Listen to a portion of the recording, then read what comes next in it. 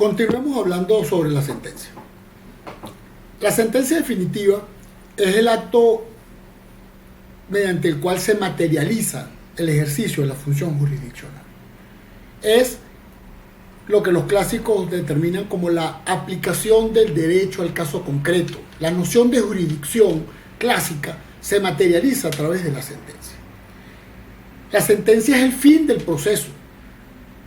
La sentencia debe concentrar, resumir lo que ocurrió en el proceso, el contenido de la pretensión, el contenido de las excepciones, la verificación de las pruebas y la búsqueda de la norma jurídica, la interpretación de la norma jurídica y la determinación al final de quién tiene la razón y si procede o no procede la pretensión. Por supuesto que esto no es un acto, ni puede ser un acto arbitrario por parte del juez. Por el contrario, siendo la máxima expresión o manifestación de la potestad jurisdiccional, la sentencia debe ceñirse estrictamente a una serie de requisitos formales, intrínsecos y extrínsecos, que debe cumplir de manera que el justiciable, el ciudadano, bien sea el demandante como el demandado, conozcan los motivos, las razones de por qué se declaró con lugar o sin lugar una pretensión, el por qué alguien ganó, alguien perdió, e incluso puedan, a través de ese conocimiento formal de la sentencia, ejercer los recursos contra la misma. Adelantamos desde ya que la sentencia puede ser atacada bien por sus vicios de forma, por el incumplimiento de las formas o requisitos intrínsecos o extrínsecos que la ley le exige, o bien porque el juez erró al establecer los hechos o al aplicar el derecho. Nos vamos a referir por ahora a los requisitos intrínsecos de la sentencia. Estos están contemplados en el artículo 243 del Código de Procedimiento Civil, al cual remitimos. ¿Cuáles son estos requisitos en síntesis? En primer lugar, se requiere la identificación de las partes, una síntesis de la controversia, los motivos de hecho y de derecho, una decisión, que esto es muy importante, una decisión expresa, positiva, precisa, que establezca el objeto de dicha decisión y con claridad determine si se declaró con lugar o sin lugar la pretensión o pretensiones, así como el objeto sobre el cual recae en el supuesto de que el derecho debatido recaiga sobre un objeto material en concreto. Como acto que es de inteligencia, de raciocinio, la sentencia se acostumbra que tenga un orden lógico. ¿Cuál es ese orden lógico?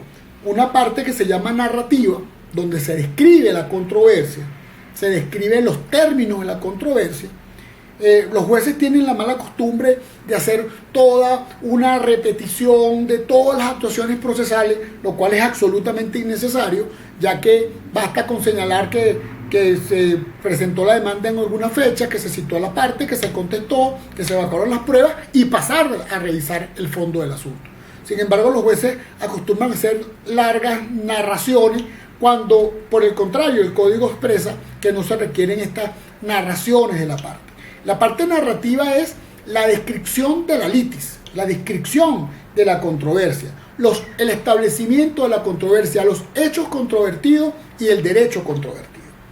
La segunda parte de la sentencia es lo que se conoce como parte motiva.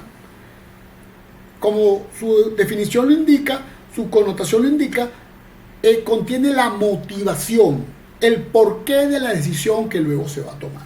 En esta parte emotiva es donde el juez debe establecer los hechos, verificar las pruebas, analizar las pruebas y, una vez establecidos los hechos, ubicar la norma jurídica aplicable, interpretarla, subsumir los hechos en el derecho y llegar a una conclusión. Luego de esto, esta parte emotiva, viene la parte dispositiva. Ya una vez que el juez ha encontrado quién tiene la razón, pasa a determinar las consecuencias. Si la parte demostró la causal de divorcio, va a declarar el divorcio. Si la parte demostró que la otra existe una obligación que no ha sido pagada ni se ha extinguido por otra de las causas de extinción de las obligaciones, bueno, la consecuencia jurídica es ordenar que se cumpla con la obligación, o por el contrario, si lo que se pidió fue la resolución del contrato por incumplimiento, determinar que existe la obligación, que no hubo cumplimiento y que se debe resolver el contrato. Y además que se deben pagar los daños y perjuicios o se deben devolver los bienes entregados. Esta parte dispositiva es la consecuencia y es lo que coincide con lo que hablábamos de la parte de las sentencias declarativas, constitutivas o de condena. En esta parte dispositiva es donde se va a establecer solamente la declaración del derecho, o se va a ordenar la condena de la prestación de dar, hacer o no hacer, o se va a tomar la decisión en la cual se determina que se crea un derecho, se extingue un derecho, o se modifica una relación jurídica, o se extingue o se crea una relación o situación jurídica. Por supuesto, con el detalle sobre las cosas, sobre los derechos afectados, los bienes afectados o el objeto de la decisión. Entonces, este es el ítem lógico o el orden lógico de la sentencia, una parte narrativa o descriptiva de la controversia, una parte emotiva que es fundamental, ya lo vamos a ver porque en base a allí es donde están los fundamentos de hecho y de derecho de la decisión, y la parte dispositiva que es la consecuencia jurídica, pero ya no solo de la norma, sino la consecuencia jurídica del proceso, porque el proceso, esa sentencia va luego a ejecutarse, bien de manera voluntaria, bien de manera forzada. La decisión, como señala el artículo 243, tiene que ser expresa, positiva y precisa. Es decir, tiene que ser clara, tiene que ser determinante. Haga, no haga, pague, se extingue, el acto es nulo y las consecuencias son la indemnización. Y la indemnización será esta, bien sea lucro cesante, daño emergente, daño moral. Imagínense ustedes una sentencia de daño moral. Allí hay que dar una gran explicación de cómo llegó el juez a la conclusión de que los hechos narrados efectivamente constituyen una lesión emocional, psicológica, una afectación al honor de la persona, y también qué criterios toma en cuenta para dar una determinada indemnización o un quantum de indemnización. También esto de que sea expresa, positiva y precisa tiene que ver con algo que está en el artículo 244, y es que la sentencia no puede ser condicionada, y además tiene que ser, la decisión tiene que guardar estrecha relación con lo peticionado por las partes, con la pretensión, a riesgo de incurrir en los vicios de incongruencia o en los vicios de extrapetita o ultrapetita que vamos a ver cuando analicemos los vicios de la sentencia. Esto, además de que la decisión debe ser precisa y positiva. Positiva no significa que tiene que declarar con lugar la demanda siempre, ¿no? O con lugar la pretensión. Positiva quiere decir asertiva, que diga con lugar o sin lugar. El artículo 254 claramente sanciona que los jueces no podrán declarar con lugar la demanda, sino cuando a su juicio exista plena prueba de los hechos alegados en ella. También señala esta misma norma y otras que vamos a ver, que el juez no puede absolver de la instancia. Es decir, que el juez siempre en la sentencia tiene que resolver la controversia. No puede declarar tablas, no puede decir que ambos tienen razón. El juez tendrá que buscar la norma jurídica y decidir quién tiene la razón. Incluso la norma del 254 le indica cómo debe resolver en los casos en que tenga duda. Esto tiene que ver con los principios de la carga probatoria. En principio la carga probatoria está en cabeza del actor. Dependiendo de la forma en que se seccione el demandado, puede ser que la carga probatoria se desplace o se comparta entre uno y otro. Por cierto, actualmente, sobre todo en países como Colombia, Argentina, se está hablando de la carga dinámica de la prueba. Nosotros ya tenemos algo de eso en el proceso laboral, pero todavía es una institución en formación. Por ahora tenemos, con el Código de Procedimiento Civil, tenemos unas estrictas normas de quién debe probar qué. La regla general es que cada quien tiene que probar sus respectivas alegaciones. Otra cosa de la sentencia, que está en el artículo 243, está en la primera parte, nosotros la hemos puesto acá como tercero, la identificación de las partes. Parecerá algo tonto, pero es posible que el juez inadvierta colocar el nombre de las partes, o en los casos de los liticonsorcios no mencione a todas las partes. Es fundamental la determinación de las partes, porque la sentencia va a resolver un problema entre partes, y los efectos de la sentencia, como la ejecución y la cosa juzgada, también es entre partes. De allí que la sentencia, aunque esté pegada, adherida a un expediente donde está claro quiénes son las partes, la sentencia, por el principio de exhaustividad, debe resolver sobre todo, pero también implica este principio que la sentencia debe bastarse por sí misma. Es decir, usted no tiene que cargar todo el expediente procesal, sino que usted con la sentencia, el que la lea, debe entender quiénes son las partes, cuál fue el objeto del litigio, qué fue lo decidido y sobre todo sobre qué recae o cuáles son los efectos de la cosa juzgada. Lo cual implica en primer lugar, como ya decíamos, la identificación de las partes, de manera que esa misma pretensión no pueda presentarse de nuevo y ser resuelta en otro litigio, porque ya el Estado ha cumplido con su función de dictar una resolución y de impartir justicia en el caso concreto. La sentencia, por supuesto, en la parte dispositiva que estábamos hablando, como preceptúa el artículo 243 ordinal sexto, debe indicar la cosa o objeto sobre la cual recae. Volvemos aquí al tema de la pretensión.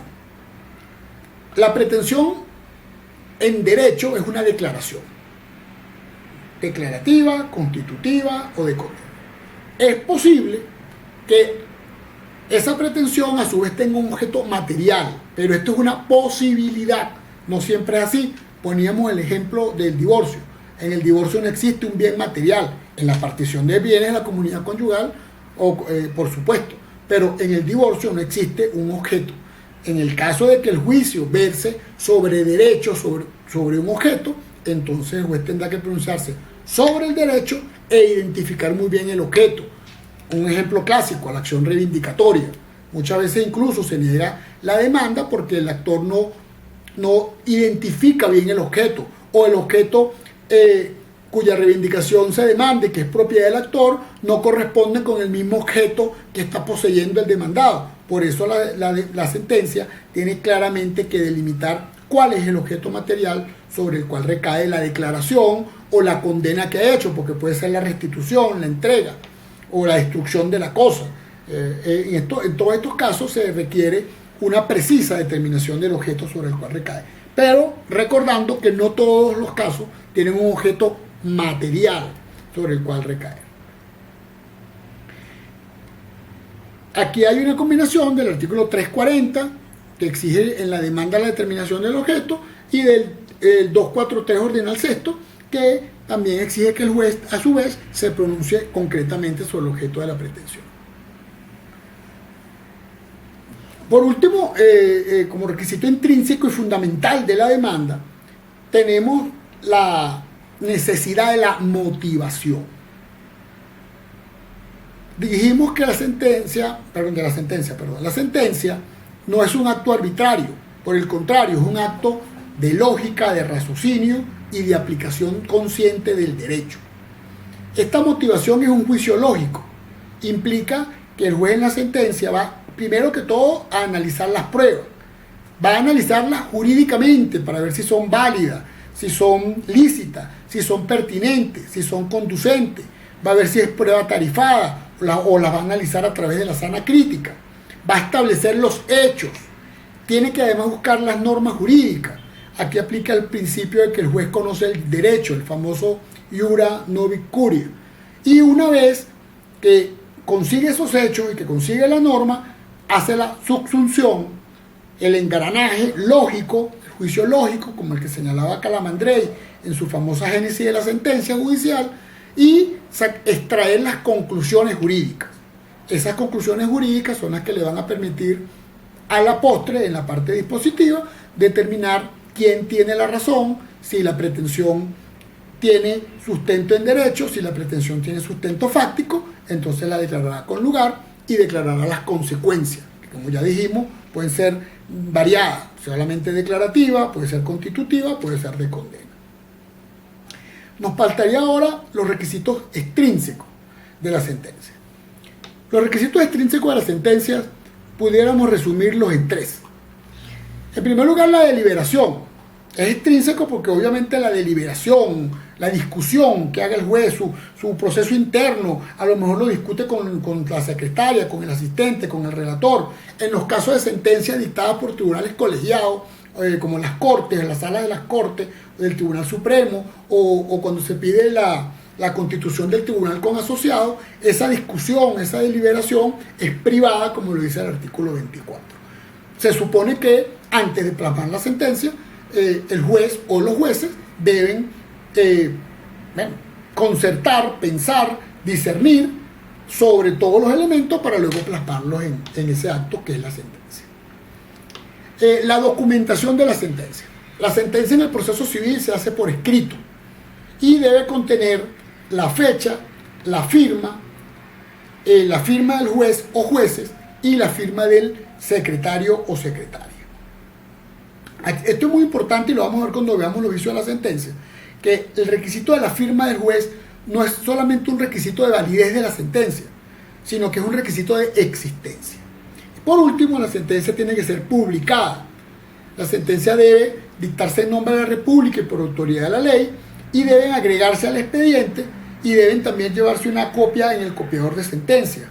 En los juicios orales, la sentencia, por ejemplo, en los juicios de niños y adolescentes o en los juicios laborales, se acostumbra o se exige por la ley que la sentencia sea dictada en resumen, el dispositivo, de manera oral, pero igualmente luego debe plasmarse por escrito toda la narrativa, la motivación y el dispositivo para que las partes puedan conocer a fondo esa motivación, esa decisión e incluso ejerzan sus recursos. E incluso el juez superior o la casación, de ser el caso, conozcan qué fue lo que el juez dijo, qué fue lo que se explanó en esa sentencia y puedan verificar su legalidad tanto por cuestiones de forma como por cuestiones de fondo.